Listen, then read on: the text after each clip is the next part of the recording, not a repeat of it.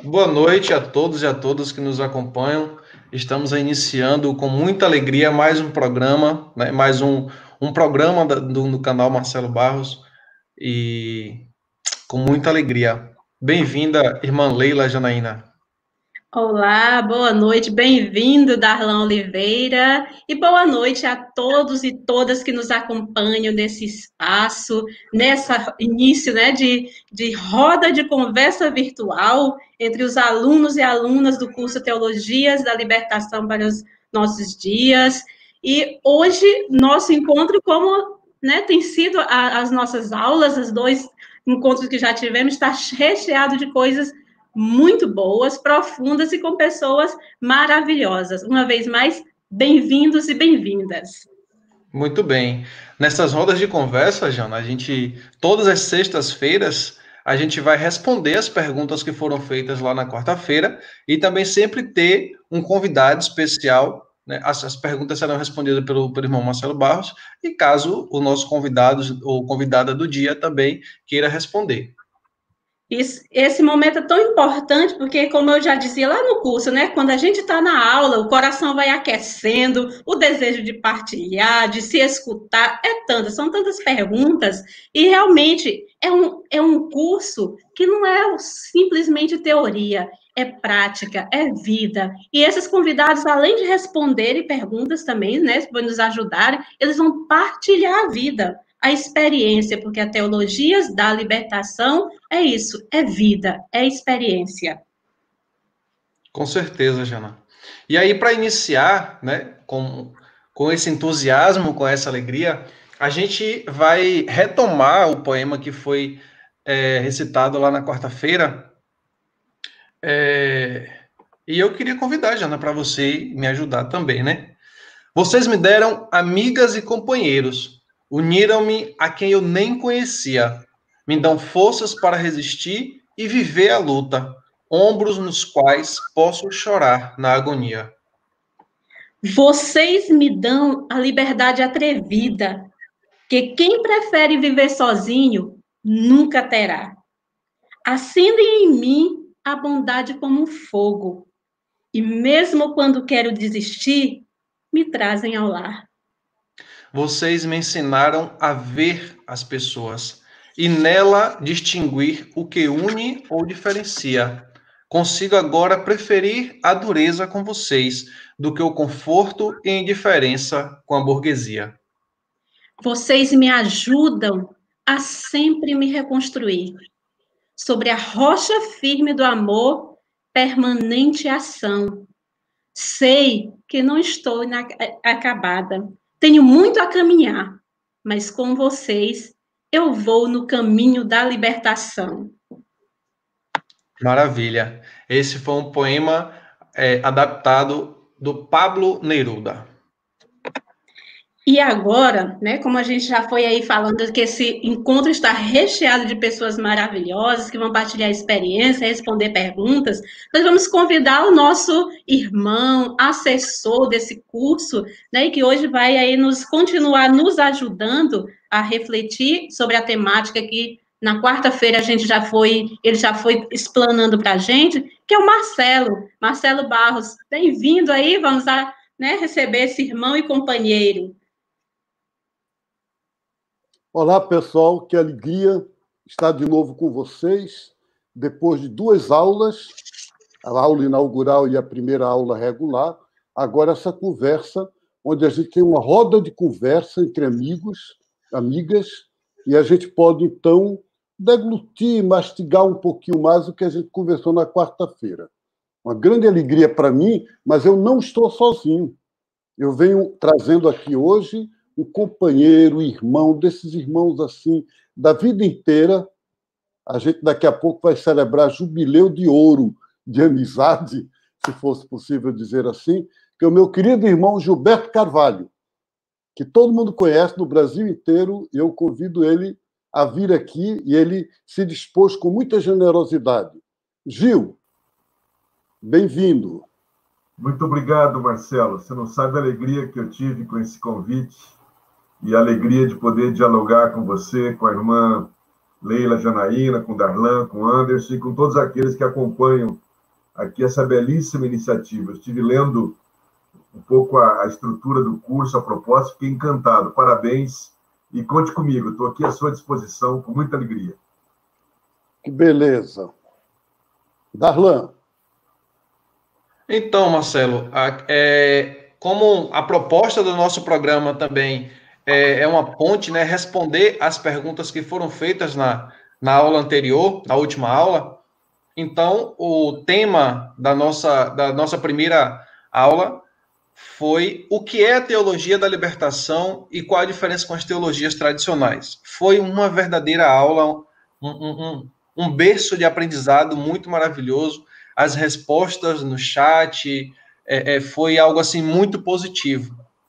E aí tivemos perguntas de duas pessoas, outras perguntas puderam ser respondidas ainda na primeira aula, e o Henrique Taborda trouxe uma pergunta, e o Antônio Tadeu Menezes de Andrade trouxe mais 2 questionamentos também. A primeira pergunta é: a Trindade tem que ser de esquerda? Queria entender melhor essa observação, que na aula você comentava algo desse tipo, mas não foi exatamente isso. Então, por favor, Marcelo, responda ao nosso irmão Henrique Taborda. O que eu disse, Darlan, foi que se Deus existe, não pode ser de direita. Isso eu disse. Então, e aí ele está perguntando se Deus é de esquerda. Quando o Papa Francisco veio ao Brasil, ele falou assim: o Papa é argentino, mas Deus é brasileiro. Ao dizer que Deus é brasileiro, ninguém entendeu que Deus nasceu no Brasil. Todo mundo entendeu que o Papa está dizendo que Deus se identifica com o Brasil. Que Deus toma, de certa forma, o jeito do brasileiro. É isso que ele quis dizer. Então, quando eu digo que Deus não é de direita, Deus é de esquerda, o que é ser de direita e ser de esquerda? Então, quer dizer, tradicionalmente falando, o que você entende de direita é toda tendência, todo partido, todo movimento que tem em vista a sociedade do lucro, da competição, do individualismo. Eu estou fazendo uma generalização, mas é isso. E o que a gente constitui como, dizendo assim, tendência de esquerda é o que se chama a tendência que procura o bem comum, o bem-estar social, a vida partilhada. E aí, quando você... O que é mais forte? O que é que você acha? É eu ter dito que Deus é de esquerda? Ou é Maria Nossa Senhora dizer: Deus derruba os poderosos de seus tronos e eleva os humildes? É Jesus orar: Pai, eu te agradeço porque tu escondeste as tuas coisas aos sábios entendidos e revelaste aos pequeninos. Escolha aí e você resolve o que é que você prefere. Pessoalmente, eu acho que dizer Deus é de esquerda significa Deus está identificado com toda pessoa que busca transformar o mundo e libertá-lo. É isso. Maravilha, só muda o dialeto. Então, vamos lá para a pergunta do Antônio Tadeu. Teologias da libertação são reflexões da manifestação de Deus, as teofanias. Na vida com... Vou repetir. Teologias da libertação são reflexões da manifestação de Deus, ou seja, teofanias, na vida concreta do povo oprimido e excluído? E aí eu vou fazer logo a segunda pergunta, porque você já pode unir. Posso chamar de teofania a percepção da presença libertadora de Deus, do Deus da Bíblia, nos movimentos sociais? Meu irmão, de fato, a palavra teofania é uma palavra de domingo, mas é uma palavra grega. Teo é Deus, fanos é manifestação.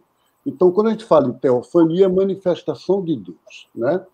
Onde é que Deus se manifesta? Onde é que a gente descobre que Deus está? Quais são os sinais,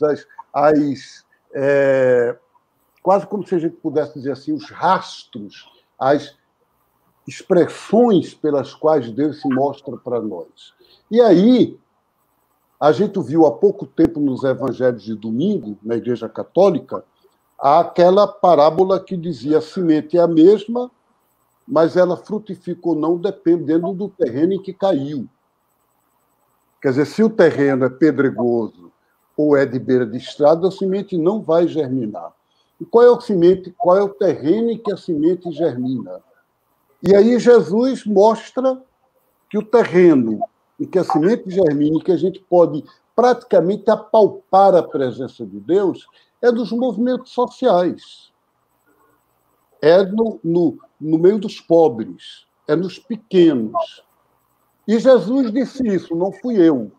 Ele disse, quem der uma água de beber, um copo, a um pequenino em meu nome, é a mim que dá. Ele disse, vinde benditos do meu Pai, porque tomai posse do reino, porque me viste com fome, me deste de comer, com sede, me deste de beber. E aí os caras perguntavam, mas Senhor, onde é que a gente te viu? Eu não te vi. Quer dizer, não houve teofania. Mas aí ele disse, cada vez que fizesses isso a um dos pequeninos em meu nome, foi a mim que fizeste. Então, a minha experiência de vida, eu, Marcelo Barros, é que quando eu estou com o MST, quando eu estou numa relação com os povos indígenas, quando eu estou num fórum social, numa organização onde eu vejo o povo se reunindo, se concretizando, né? Ou mesmo, por exemplo, sem essa dimensão social e política, mas quando eu estou diante do pequenino de Deus, eu estou diante do Senhor. Eu sou discípulo de um profeta, Dom Helder Câmara, que uma vez a gente o viu chorar e perguntou por que você está sentindo alguma coisa? Ele disse, não, é porque eu vou fazer uma procissão com o Santíssimo Sacramento, a hóstia consagrada, e eu vou ver todo mundo se ajoelhar, tirar o chapéu, adorar. Mas esse mesmo povo que faz isso com a hóstia consagrada não faz com o menino de rua, com o mendigo que está na calçada. E aí, se não adoro Jesus, se não reconheço Jesus na presença dessas pessoas concretas, eu não tenho o direito de adorá-lo na Eucaristia. Então, é nesse sentido que a gente está falando da manifestação de Deus. É claro que é uma manifestação discreta, onde Deus se manifesta e se esconde, porque Deus gosta disso, e Ele quer que a gente o procure. Então, vamos procurar Deus nos pequeninos, tá bem? Fantástico, fantástico, muito bom. E aí, agora, passando um pouco a bola para o nosso convidado, né, Gilberto Carvalho, e aí, claro, eu precisei fazer algumas anotações aqui para conseguir falar de alguém tão importante. Nós sabemos que, quando era muito jovem, o senhor foi militante da Pastoral Operária, morava em um barraco na periferia de Curitiba e trabalhava numa fábrica e vivia a espiritualidade da Irmandade do Servo Sofredor. Depois foi do grupo fundador do Partido dos Trabalhadores e foi também um dos fundadores e foi da primeira coordenação do movimento de fé e política. Agora, há menos tempo, foi chefe do gabinete do presidente Lula e ministro de governo da presidenta Dilma. A primeira pergunta é: qual a influência da teologia e da espiritualidade da libertação neste processo de sua vida? Obrigado, Darlan. Muito obrigado. Eu não sou nada disso que você falou aí, não, na verdade. Eu gosto daquela expressão que o Leonardo Boff usa para ele mesmo também. Eu não passo de um ladrão de galinha. A gente anda por esse mundo pela misericórdia de Deus, né? Mas, na verdade, Darlan, eu tenho que dizer para você que a teologia da libertação chegou para mim da melhor maneira possível, porque ela chegou encarnada em pessoas que marcaram profundamente a minha vida. Eu, durante muitos anos, estive no seminário, devo a minha formação toda aos padres palotinos, mas chegou um momento que eu estava profundamente angustiado pelas contradições que a gente vivia no seminário, na igreja, e sem saber como conciliar o fato, por exemplo, de eu estar num seminário onde eu tinha uma vida de classe média e a favela, que era depois do muro do seminário, e com quem eu rezava o terço, com quem eu convivia, eu levava todas as madrugadas quase gente para o hospital. Uma coisa não batia com a outra. E foi nesse momento que eu tive a graça de Deus de conhecer o mosteiro dos Beneditinos em Curitiba, onde estava Felipe, onde estava Pedro, onde estava Marcelo, que foram começando a mostrar para mim como era possível ser igreja de uma outra maneira, ser cristão de uma outra maneira. E por esse tempo também tive a graça de Deus de conhecer duas outras figuras que marcaram profundamente a minha vida. Uma foi Pedro Casaldali, que ia a Curitiba para visitar um grupo de amigos e a gente pôde, então, ter contato com ele. E depois Padre Alfredinho. Alfredinho caiu nas minhas mãos, no Mosteiro das Beneditinas, em Curitiba, um livro que contava, que chama-se A Burrinha de Balaão em Favela Brasileira. O texto estava em francês, eu fiz imediatamente a tradução, me apaixonei. Ele mostrava o testemunho de uma pessoa que viveu, de um sacerdote, que viveu 7 anos morando numa favela no meio de uma zona de prostituição em Crateús. Então, eu não conhecia a teologia da libertação lendo manuais sobre a teologia da libertação. Eu conheci, Deus me deu a graça de ser tocado por esses testemunhos de vida que fizeram com que eu não pudesse continuar sendo o que eu era. Então, depois, quando eu deixo o seminário, vou morar numa favela e vou trabalhar numa fábrica de plástico como trabalhador não qualificado, depois aprendo o trabalho de profissão de soldador, era uma escolha que eu não fiz, eu fui convocado, eu fui chamado para essa vivência que foi profundamente marcante na minha vida. Porque ali na favela, Darlan, eu pude aprender a um novo padrão de convivência com os pobres. Eu pude aprender a uma nova forma de comunhão, uma nova forma de oração. Eu não quero mistificar, porque na favela você tinha um monte de problema, mas essa essência do Deus transparente, isso que vocês chamaram agora de teofania, quer dizer, o Deus presente na figura da Rosa, que tinha um barraco ao meu lado e que comprava aquelas carnes, aqueles miúdos, e que vinha na minha porta e dizia: eu tenho raiva de mim porque eu, quando compro as coisas, não consigo não repartir. Eu vim trazer um pedaço de miúdo para vocês, que era uma carne, inclusive, muito duvidosa e tal. Mas essa presença da Rosa, do Isaías, na minha vida, e a presença dos companheiros de fábrica, dos companheiros de luta, depois de Irmã Araújo, depois tantos outros profetas que Deus foi colocando na minha vida. Deus foi muito generoso comigo nesse sentido.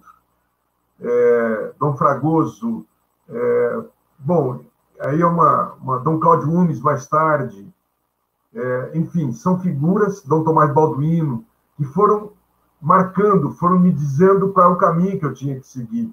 E o que eu fiz foi apenas seguir. Deus foi a minha rocha. Eu nunca fui muito fiel, eu sempre andei para lá e para cá, mas parece que ele me prendeu nessa paixão pelo povo. De modo que tudo que foi acontecendo foi virando... É como uma cachaça, que você não se liberta dela. A paixão pelo povo, você não conseguir ser feliz vendo o irmão que está sofrendo do lado, se transformou para mim num combustível, numa forma de ir realimentando a minha espiritualidade. E essa perspectiva do servo sofredor, do resto de Javé, que está em Isaías, daqueles que sobraram da destruição e do exílio, para mim foi muito marcante. E eu digo para você que até hoje o exercício que eu mais faço, nesse tempo tão duro que nós estamos vivendo no Brasil, onde aqui em Brasília, como nunca, você encontra as pessoas deitadas pelo chão à noite, derrotadas, injustamente vencidas, como diz aquele belo canto para nós. Mesmo que eu não possa fazer nada, eu procuro contemplar essas pessoas e dizer: aí está Jesus, aí está meu irmão, eu tenho que cuidar dele, eu tenho que amá-lo de alguma forma. No mínimo um ato de amor, no mínimo um bom dia, no mínimo um sinal de respeito.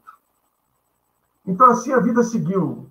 E foi nesse caminho que eu acabei entrando na fundação da oposição metalúrgica, da pastoral operária. Depois, quando eu entrei no PT, foi nessa perspectiva de poder realizar na política, de forma mais plena e com mais consequências coletivas, aquilo que eu estava vivendo. Claro que, com o tempo, eu fui lendo os documentos maravilhosos dos bispos do Nordeste, ouvi o grito do meu povo, os bispos do Centro-Oeste, num tempo, Darlan, que a igreja era para nós e a CNBB, a gente tinha muito orgulho dessa igreja, muita alegria, porque ela nos dirigia, ela nos puxava para esse tipo de consequência na vida cristã. E quando eu cheguei no Palácio do Planalto como assessor do Lula, eu não me esqueço que quando eu entrei na sala, a primeira coisa que eu fiz foi botar um quadro do Padre Alfredinho, que já faleceu, lá na minha sala, ao lado da sala do presidente, e eu pedi duas coisas a Deus. A primeira é que a gente não se acostumasse com aqueles ritos do poder, os ritos da vaidade. E o segundo é que a gente não perdesse o nosso rumo, o nosso ideal, que a gente estava ali por causa dos pobres, por causa daqueles que são vítimas da exclusão. Então, até hoje, na minha vida, eu tenho muita convicção que Jesus não veio ensinar uma religião, ele não veio ensinar ritos, ele veio ensinar um jeito de viver, um modo de viver. E a oração, para mim, a celebração, eu sou assim, de oração diária, mas isso não me faz melhor. A oração me ajuda a me questionar cada dia, a me perguntar até que ponto eu não estou perdendo aquele rumo, as minhas vaidades, os meus erros, as minhas fragilidades, os meus medos, as minhas covardias, até que ponto elas não me afastam do povo. Então, para mim, a oração diária e a celebração tem esse objetivo de propulsionar, de estimular uma prática de vida consequente. Então, a gente vai caminhando, eu tenho muita gratidão a Deus pelo caminho que ele me mostrou, uma gratidão imensa a irmãos como Marcelo, como Felipe, como todos esses, e aqueles da favela. Eu nunca me esqueço do Pedro Gago, do Manezinho Alagoano, do Samuel, daqueles que foram profetas para mim, porque eles que foram um instrumento de Deus para tocar o meu coração e dizer, vem cá, velho, você tem que ir por esse caminho. Então, a teologia da libertação, para mim, é exatamente esse processo de reflexão permanente em cima da prática que nos ajuda a compreender mais os caminhos de Deus, os caminhos que a gente estuda, a gente procura se aprofundar. Eu não sou de estudar muito, confesso, mas a reflexão para mim é isso que a teologia da libertação proporciona, é estimular para que a nossa prática seja cada vez mais pertinho da prática de Jesus, mais parecida possível com a de Jesus. Porque se não for isso, esse negócio de poder, de governo, de cargo, de título, não vale nada, não vale nada. Passa como passam os passarinhos, como passa o vento. Então, por isso que eu digo, eu sou um ladrão de galinha e continuo aí lutando e tentando servir a Deus e aos irmãos. É isso. Uau, como é bom escutar esses momentos de partilha, de reflexão. O coração da gente, cada encontro desse vai realmente se aquecendo e se enchendo de esperança. E tem mais pergunta, viu? Então, aqui também nessa pesquisa, a gente viu aí que o senhor participou como homem da fé e militante, o senhor acabou de falar aqui, né? Militante cristão, de tempos difíceis para a igreja, né? Aí a época da ditadura militar. Naquela época, né, no começo da teologia da libertação, a igreja assumia mais uma função profética na sociedade? Como o senhor vê essa função na igreja hoje? Mas, Leila, realmente, sem dúvida nenhuma, naquele tempo de crise, A igreja foi um farol fundamental, e não só para os católicos, não. Ela foi um farol fundamental de irradiação, de esperança, de caminho, de luta pela liberdade, pela democracia, pela justiça, fundamental naquele tempo. Se você olhar, eu não sou muito estudioso da história da igreja, mas se você der uma olhada na história da igreja, você percebe que a igreja, toda vez que se aproximou do poder, que de alguma forma compactuou com o poder e foi contaminada pelo poder, ela teve uma história triste. Ela teve uma história de distanciamento da mensagem evangélica e de alguma forma, ser cooptada pela mentalidade dos grandes do poder. E toda vez que ela se afastou do poder e se pôs a caminhar na caminhada junto com o povo, ela surge fulgurante, como um sinal de esperança, de estímulo à vida, às liberdades. Assim foi na ditadura militar.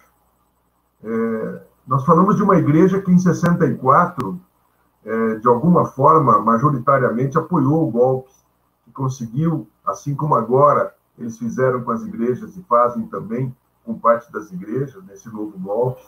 Naquele tempo foi a mesma coisa. Eu estava com 13 anos, irmã Janaína, no seminário, e saí pela rua a andar, apoiando o golpe militar. Veja que coisa, a minha congregação nos levou para a rua, na minha cidade de Londrina, naquela marcha com Deus pela família. Veja que loucura que é a vida.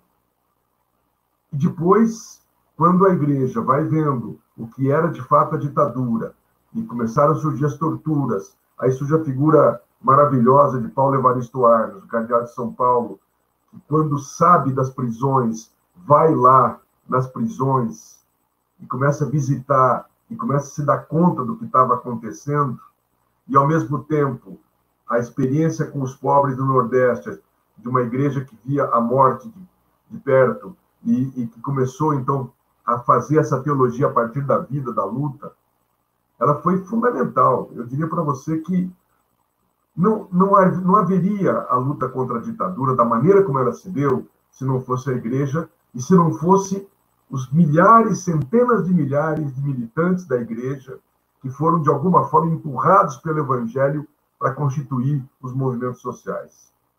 Mas, Janaína, não haveria PT, não haveria CUT, não haveria MST se não fosse a presença forte da igreja. Eu não falo isso com nenhuma tentativa de vanglória, né, de ufanismo, mas foi a semente evangélica plantada no coração dessas pessoas através das SEBs, através das pastorais sociais, através das comissões de justiça e paz, da luta dos direitos humanos, que estimularam essas pessoas a se tornarem militantes. Na maioria desse nosso país, os sindicatos de trabalhadores rurais, ou mesmo grupos, as fundações dos partidos de esquerda se deram no salão paroquial e contaram muito com o apoio de sacerdotes, religiosas, que se encarnaram no meio do povo, que foram morar na periferia. Então foi um tempo maravilhoso, um tempo de grande luz que a nossa igreja viveu, e lamentavelmente, depois, quando vem o enquadramento, o grande enquadramento que o Vaticano faz nos papados de João Paulo II e Benedito, de Bento XVI, nós temos uma retração, nós temos um recuo para muita tristeza nossa, a ponto de a gente ver sacerdotes apoiando gente como Bolsonaro, que é um inimigo da vida. Não é um problema partidário, é um problema de humanidade, né? E também, com muita tristeza, a gente vê parte dos nossos irmãos neopentecostais utilizados brutalmente nesse processo. Mas irmã, para terminar essa resposta, eu diria para você que foi esse espírito que a igreja nos infundiu na gente, que nos permitiu, quando chegamos ao governo, apesar dos erros que nós tivemos, que não foram poucos, mas nos permitiu incluir os pobres no orçamento.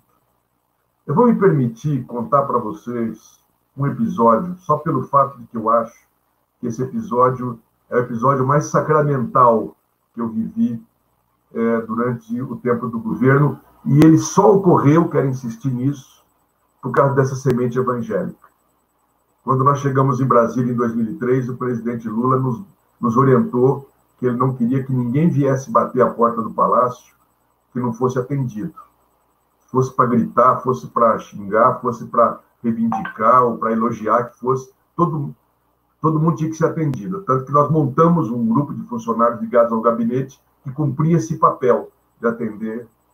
Numa bela noite de 2008, o Lula tinha chegado da Venezuela, eu nunca me esqueço disso, e eu fui chamado pelos meus auxiliares, eu era chefe de gabinete, que havia um grupo de pessoas lá na portaria, muito nervosos, muito bravos, querendo falar com o Lula, e só queriam falar com ele, com mais ninguém. Eles tentaram fazer uma mediação, aí eu desci, e a primeira coisa que eu fiz foi, cumprindo o que era o nosso hábito, trazê-los para dentro, no Salão Leste, o salão lá dentro do Palácio. E aí eu descobri que era um grupo de 130 pessoas portadores do mal de Hansen, da antiga doença chamada lepra. E eles estavam lá para reivindicar uma indenização, porque eles foram torturados pelo Estado brasileiro, assim como os torturados pela ditadura, na medida em que o Brasil, mesmo tendo sido descoberto um medicamento da década de 50, 53, 54, que uma vez a pessoa tomasse aquele medicamento, ele não teria mais, a doença dele deixaria de ser contagiosa e, portanto, ele não precisaria ficar confinado, o Brasil manteve esse confinamento até em torno de 69. Essas pessoas perderam as suas vidas, perderam a sua vida profissional, o seu contato com a comunidade, com as famílias, um drama. E eu, então, pedi a eles, expliquei que o Lula não podia atendê-los, estava em reunião com o ministro, aquela coisa toda, e que eu queria ouvi-los. Eles, um pouco relutantes, começaram a me contar. Aí levanta-se uma senhora e fala, eu sou de Betim, eu estava grávida, contraí a doença da lepra, a polícia sanitária me buscou uma noite em casa, me confinou na colônia, lá em Betim, e o meu marido, 2 dias depois, entrou em desespero, se suicidou. Eu tive a bebê, quando a bebê nasceu, me tiraram na hora a bebê, me levaram para o Proventório, que é uma espécie de orfanato. Ela foi dada em adoção sem que eu soubesse. E aí, só encontrei minha filha 35 anos depois. Eu comecei a ouvir mais 1 ou 2 depoimentos desses e falei, bom, isso aqui não é para mim, não. O Lula vai ter que ouvir essa gente. Aí fui lá, falei com ele, falei, Lulinha, não tem como, você tem que receber. Aí está o nosso agente, aí está o nosso povo. Ele falou, mas Gilberto, eu não tenho como, não tenho... Falei, não, vamos dar um jeito. Eu os levei para o 3º andar, na sala contígua à sala do presidente. Era gente muito marcada pelo sofrimento, muito marcada fisicamente pelas causas, pelas consequências do mal de Hansen. Aí, uma hora que ele teve um intervalo, eu puxei ele pelo paletó e falei, vem cá, velho, vamos só dar um abraço. Eu sabia que não ia ser isso. Eu falei, só dar um abraço. Quando ele chegou naquela sala, eles estavam cantando aquela música, fica sempre um pouco de perfumes nas mãos que oferecem rosas, no pleno Palácio do Planalto. Aí, quando ele viu aquele pessoal, deu uma coisa nele, e ele saiu abraçando e beijando cada um daqueles. Um longo processo. Aí quis ouvi-los. E quando ouviu, 3 ou 4 pessoas, começou a ficar muito emocionado e falou para mim, Gilberto, nós temos 40 dias para fazer uma lei para dar essa indenização. Esse pessoal é justo isso. Não foram 40 dias, foram 60, mas 60 dias depois eles voltaram e aí o Lula deu a eles, assinou a medida provisória que deu não só àquele grupo, mas a mais de 10 mil pessoas a indenização de 2 salários mínimos para repor uma injustiça que tinha sido feita no Brasil.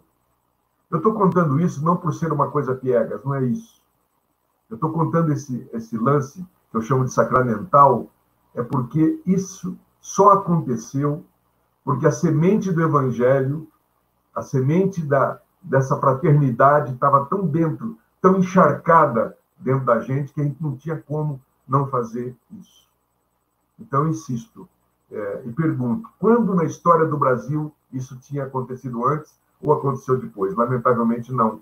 Seria muito bom que tivesse acontecido muito depois. Mas isso é resultado desse processo em que você se apaixona e aí você não tem como outro caminho a escolher a não ser estar ao lado, estar junto e caminhar junto com o povo. Falei demais, né, Janaína? Desculpa. Nenhum. Acho que vocês estão vendo quem são meus amigos, né? Vale a pena, né? Mas veja, quando você diz, no fundo eu me sinto como se fosse um ladrão de galinha, me lembra o Evangelho de Jesus que diz: Deus, o reino de Deus vem a vocês como ladrão durante a noite. Jesus usa essa expressão. Quer dizer, Deus é marginal. Deus vem como subversão e como marginalidade dentro desse sistema. E a gente tem no coração essa marginalidade, mesmo quando a gente chega a ministro de Estado. Gil, quase não teria mais nada a falar, mais nada a perguntar, porque você já disse tudo e tanto e tão bem. Mas, evidentemente, que possivelmente o pessoal que está nos acompanhando tem vontade de saber o seguinte: o que é que você acha que pode fazer hoje, na realidade do Brasil atual, um curso como esse nosso? Tem sentido estudar teologias da libertação para os nossos dias, agora, nesse momento atual brasileiro? O que é que você nos diz sobre isso? Olha, Marcelo, eu fico até emocionado quando você faz essa pergunta para mim, porque eu ando muito angustiado, muito sofrido, vivendo esses dias de pandemia e os dias desse genocídio do nosso povo. Está muito difícil. A desproporção entre aquilo que a gente consegue fazer e aquilo que precisaria ser feito para mudar o país, para tirar o povo, não é mudar o país por questão de partido político, é dar a possibilidade de você ter uma situação de um mínimo de dignidade do povo. Quando dizem que esse tal de Bolsonaro é louco, eu digo, não é louco, não. A melhor definição quem deu dele foi a Dilma, que disse que ele é o feitor. Ele é o feitor que a Casa Grande branca não quer sujar as mãos e determina o castigo, a tortura, a sevícia sobre seu povo, sobre os escravos. E está muito difícil de a gente olhar o que está acontecendo, as mortes.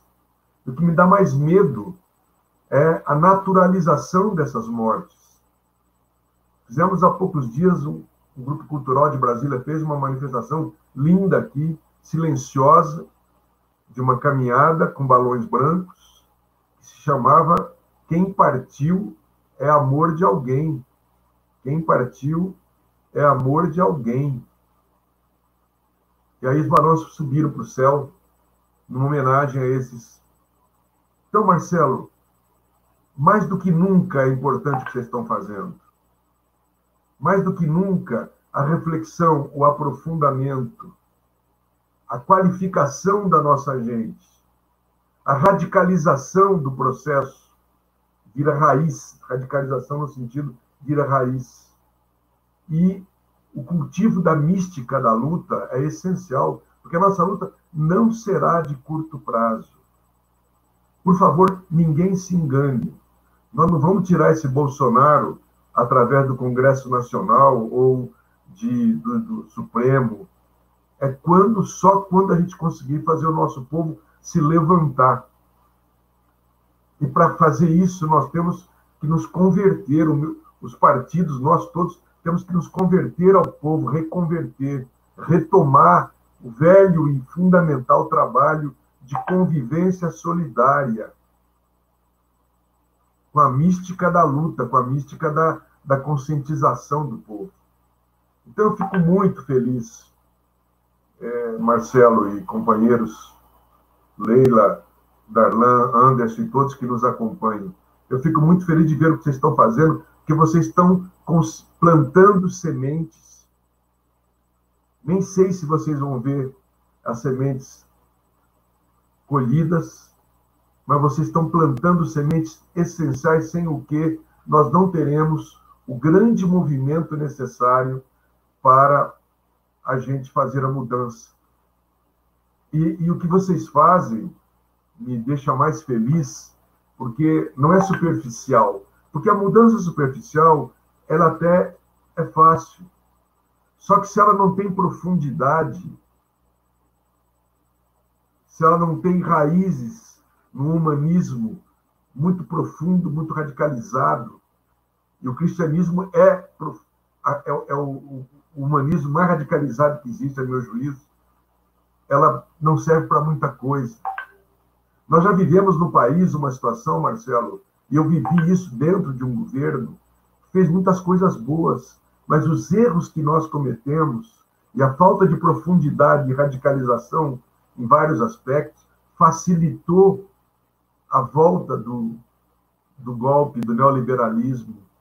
Por isso que eu digo que, com muita alegria, que eu acho muito importante, e, inclusive, pessoalmente, eu também fiz uma escolha agora, eu me afastei um pouco do proscênio, da vanguarda, da ação, e estou trabalhando na escola de formação do PT, porque eu acho fundamental a gente qualificar as pessoas para uma visão de mundo, para uma visão de revolução, de construção de uma nova sociedade que seja planificada, que seja profundamente marcada por esse conteúdo evangélico, por esse conteúdo, eu não falo religioso, não, eu falo evangélico no sentido mais essencial da palavra, por esses valores que possam, de fato, fazer a construção da nova mulher, do novo homem, da nova sociedade. Meus respeitos e meus parabéns. Que maravilha, Gil. Você está retomando, então, de outra forma, em outro tempo, mas toda a sua consagração quando você foi diretor lá do Instituto do Cajamar, de formação lá dos agentes sociais, né? O Gil dirigiu um instituto de formação de trabalhadores e trabalhadoras no Brasil, que durante tanto tempo, né? Quanto tempo você foi diretor do Cajamar? Eu fiquei 4 anos. É muita coisa, é todo um grupo, né, formado. Parabéns para você e parabéns por ter retomado isso. Aqui a gente faz a nossa sementinha, planta e vamos para frente, né? Você hoje acalentou a gente, assim, animou, fortaleceu, jogou fogo para a gente seguir. Só posso agradecer, é Deus que te abençoe, te fortaleça. Eu, na minha vida, posso dizer, se eu recebi de Deus muitos presentes, sem dúvida nenhuma, um dos maiores foi a amizade do Gil. Há quase 50 anos, nós vamos fazer quase 50 anos de amizade. A recíproca é muito verdadeira, graças a Deus, Marcelo. Um grande abraço no coração. Obrigado. Darlan e Jana concluem nosso programa. Maravilha. Então, pessoal, de acordo com as nossas inscrições, né, as informações da TV Paz e Bem também, nós tivemos na semana passada a nossa aula inaugural e apenas uma semana depois já ultrapassamos o número de 1.000 inscritos. Temos pouco mais de 1.000 inscritos, também boa parte deles acompanhando essa nossa roda de conversa. E aí eu queria pedir que o senhor deixasse para esses alunos, né, uma mensagem depois de mais uma aula para nós viver essa teologia da libertação de uma forma tão aberta, tão livre, tão encarnada. Então, reforço aí uma mensagem para os nossos alunos, por favor.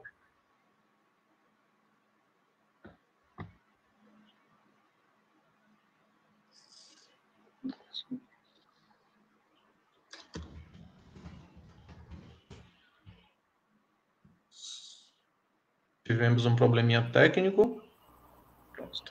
Voltou. Voltou? Então, eu queria, Maneila, Anderson, Darlan e todos que estão nos seguindo, primeiro agradecer muito esse momento. Para mim foi um privilégio reencontrar o Marcelo e cada um de vocês e dizer o seguinte, que eu acho que vocês estão fazendo uma coisa fundamental, como eu acabei de dizer, nesse momento, que é se qualificar, que é aprofundar, que é ir na perspectiva de, como nos ensinou Paulo Freire, a reflexão se dá em cima da prática. E a partir daquela reflexão você elabora para voltar à prática, uma prática mais consequente, mais avançada, mais aperfeiçoada, mais de acordo com os teus ideais, com o teu projeto estratégico, teu projeto de longo prazo. Então, a mensagem que eu queria deixar é reiterar esse aspecto. Não percamos a paixão pelo nosso povo. Deus presente no povo. Essa paixão é o nosso guia, é o nosso motivador. O resto tudo são formas, são meios, mas isso é o essencial. E a segunda questão é que a gente tem que ter muita perseverança. Nos momentos mais difíceis, mais nublados, mais cinzentos, é que a gente precisa reafirmar essa paixão pelo Cristo, pelo nosso povo, e não desanimar, não desanimar. A luta não é de curto prazo, é de longo prazo. E vai ser muito preciso, muito necessária a perseverança, a insistência, a teimosia.